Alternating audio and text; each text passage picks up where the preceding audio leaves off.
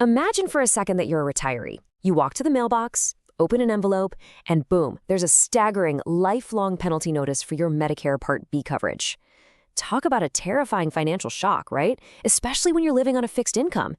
And the absolute worst part is that this often could have been entirely avoided. Welcome to today's Explainer, where we're going to help you fix this exact nightmare. We'll unpack what went wrong, what Medicare Part B actually is, and most importantly, how you can fight this penalty. Getting hit with a massive penalty notice feels like a tornado just ripped right through your retirement plans. But take a deep breath. We're going to walk through exactly what this means and how to fight back. So for anyone just getting up to speed, Medicare Part B is the part of Medicare that covers your outpatient services and preventative care. Think doctor's visits, lab tests, durable medical equipment, the works. Timely enrollment is absolutely crucial here. So you get an initial enrollment period that kicks off 3 months before the month you turn 65, and it stretches for 7 months in total. Miss that window without a valid excuse? Well, that's exactly how you get slapped with this penalty. We're going to break this whole labyrinth down into clear, easy steps. First, we'll look at the penalty math, then qualifying to appeal, steps to file your appeal, navigating pitfalls, and finally, outcomes and a quick disclaimer. All right, let's dive into Section 1, the penalty math. Here's the harsh reality of missing that enrollment window. A 10% penalty is added to your premium for every full 12-month period you delay enrolling. That is if you didn't have what Medicare calls creditable coverage. And here's the real kicker, you guys. This penalty isn't just a one-time fee. No way. It literally lasts forever. As long as you hold Medicare Part B, you'll be stuck paying that inflated premium every single month. Let's put that into perspective with some real-world math. Say you delayed enrolling in Part B for 7 years because, well, you just mistakenly thought you didn't need it. That is 7 full 12-month periods. Do the math, and that results in a permanent 70% hike to your premium. So if we look at the standard 2025 base premium of $185, your penalty-adjusted premium balloons to $314.50. You're losing hundreds of extra dollars every month for the rest of your life. It's wild. Okay, let's move on to the solutions in Section 2, qualifying to appeal. The good news, you don't just have to roll over and accept this penalty. There are specific legal avenues to get it waived. The most common route is through a special enrollment period, or SEP for short. Basically, if you had job-based insurance from a current employer with 20 or more employees, and that could be through your own job or your spouse's job, you actually qualify for this SEP. It grants you an 8-month window, starting the month after your employment ends or your coverage ends, to enroll in Part B with 0 late fees. So if you were penalized but you actually had this type of coverage, you've got a fantastic case for an appeal. But hold on, because there is a massive pitfall you need to watch out for.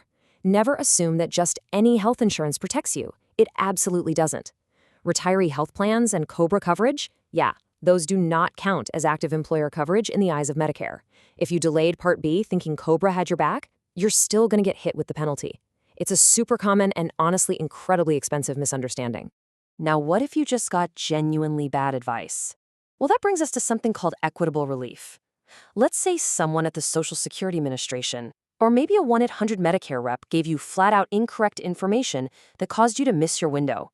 You can actually claim equitable relief. It's an administrative process where you can request immediate enrollment or get that penalty completely eliminated, simply because a federal employee messed up.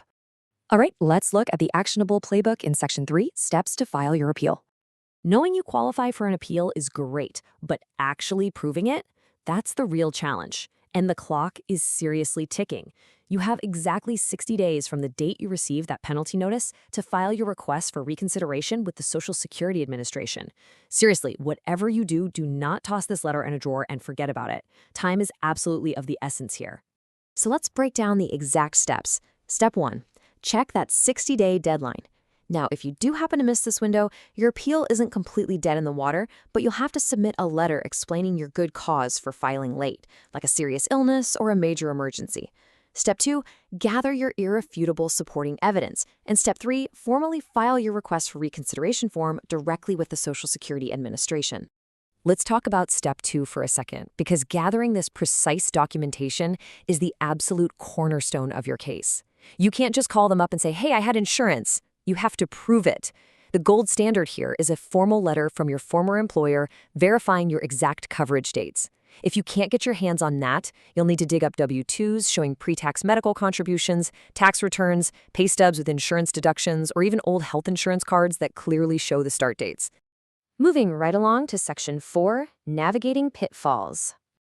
Government bureaucracy can be incredibly unforgiving if you don't use the exact right language. If you're going for equitable relief because a government employee misinformed you, you'll want to use this specific phrasing in your letter. I request equitable relief by waiving my Medicare Part B premium penalty. And to build a truly winning case, you've got to be ridiculously specific. Provide a full timeline of your conversations. Include the representative's name, the date, the time you spoke, and exactly what they told you. The more detailed your timeline is, the better your chances of winning. Okay, here is a critical piece of advice that so many people get wrong. You absolutely must continue paying that inflated penalty premium while your appeal is under review. Please do not stop paying in protest. If you just stop paying, you risk losing your Medicare coverage altogether. And don't worry, if your appeal is successful, the government will fully refund you for every single one of those overpayments. Finally, we arrive at Section 5, Outcomes and Disclaimer. Let's wrap up with some alternative outcomes and what might be the best-kept secret in the entire Medicare system. If your income and savings are on the lower side, qualifying for a state-based Medicare Savings Program, or MSP, instantly wipes out your Part B penalty. And it gets better. If you qualify for an MSP and they remove that penalty, the penalty stays gone, forever, even if you end up losing your MSP eligibility later down the line. It's a permanent fix if you meet the financial criteria. Now, if you're sitting there feeling completely overwhelmed by this labyrinth, take a breath. You do not have to do this alone. There are government-funded organizations like the State Health Insurance Assistance Program, usually called SHIP, that exist entirely to provide trusted, unbiased, one-on-one counseling at absolutely no cost to you. They're amazing. They can help you track down documents, fill out the forms, and basically hold your hand through the entire appeals process. We do want to leave you with a really important disclaimer here. While we've mapped out the playbook in this explainer today, Medicare rules are incredibly vast and complex. You should always seek personalized, professional advice from a SHIP counselor or a Medicare specialist to successfully navigate your own unique situation. So I'll leave you with this question. Are you keeping close track of your healthcare timelines and records today? Or are you leaving your financial future completely up to chance? Thanks so much for joining us for this explainer, and we'll catch you next time.